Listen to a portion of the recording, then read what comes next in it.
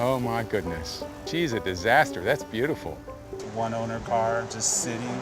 It's got the disc brakes and the 12-bolt rear end. It used to be cranberry red with the black stripes. And all the parts are in it. SS wheels, 400 turbo tran. It's real beefy. It's got the dual exhaust. It sounds awesome. I mean, the car really moves. Bucket seats. It's got the SS hood in there. Floor shifter. All the parts are there. Just needs a good restoration. It's going to be beautiful when it's done. The car is going to be restored by A.J. Sayo, and he lives in Atlantic Beach, Florida. And the car is in Garden Grove, California, which is within 15 or 20 miles of the Pacific Ocean. So there's a continent to cover. Okay, right there. Get it going. Get it going, get it going. Push. All right, stop. You good? My first logistical challenge was to figure out how am I going to get this car, which does not drive, from California to Florida. Got a long way to go. Looks good. My name is Jack Machen. My full name is John P. Machen. I've been a lawyer at a big law firm in Baltimore for 35 years. I was married in 1976 to Louise, and we have 3 wonderful kids. I had an older brother, Peter. He was actually named for my father, Arthur Machen. It was 1968-69. The Vietnam War was in full swing, so rather than wait for the draft call, Peter enlisted in the Marine Corps. He started basic training on his 20th birthday. Peter sent home a few photographs, and my father sent to him a little cassette tape player. Hey Jack, we got some Marines here who play the guitar, but absolutely none of them are anywhere near as good as you are. And I know if you were here, you'd probably make a smash. It was great to hear his voice. I think he was conscious not to project any fear or concern. They were always very upbeat. Tonight, we got on an ambush tonight. It won't be any big thing, probably along the bank of the river. And just stay there for the night and come back tomorrow morning.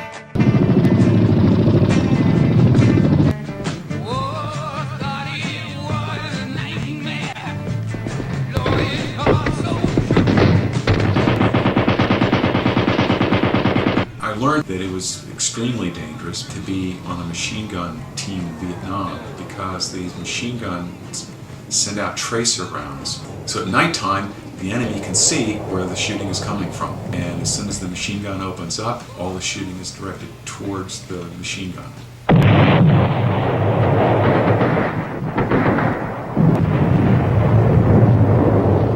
Peter sent home a number of cartoons depicting funny things about military life. There was one military helmet, circles that are numbered for you to fill in the dates, like an advent counter, counting down the days for when his service tour would end. And we got down to number 39. It was Sunday morning, and the doorbell rang, and there were 2 Marine officers standing there. And I thought, well, this can't be good. And I remember shaking so hard I could only contain myself. He was hit in the abdomen, so they cleared out as much of the damaged tissue as they could. He was unable to eat, so he was on an IV and a stomach feeding tube for months while his wounds were slowly killing him.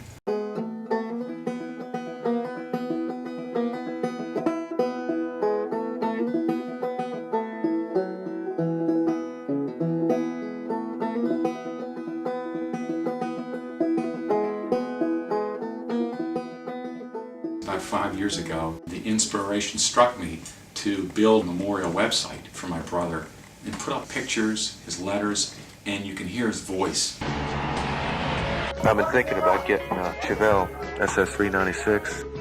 I'm sending some money home this month, so by the time I get home, it should be enough for a good down payment on a car.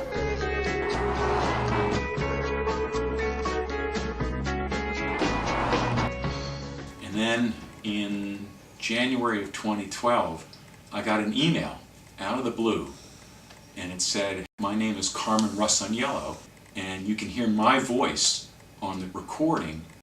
Carmen was medevaced out of Vietnam with a very short time to go when he reached a state where he simply couldn't function. He spent the next 7 years of his life basically homeless, drunk, in jail, on drugs, but did eventually get himself together and became a PhD, devoting his professional life to the service of wounded veterans. Here, the house is surrounded.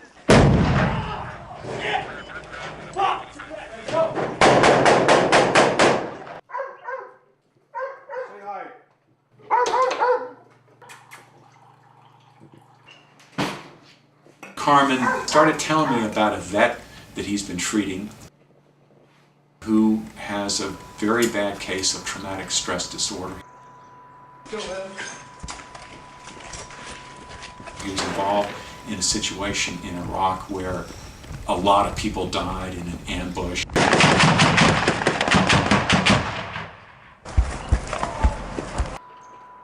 But this guy is a very talented car restorer.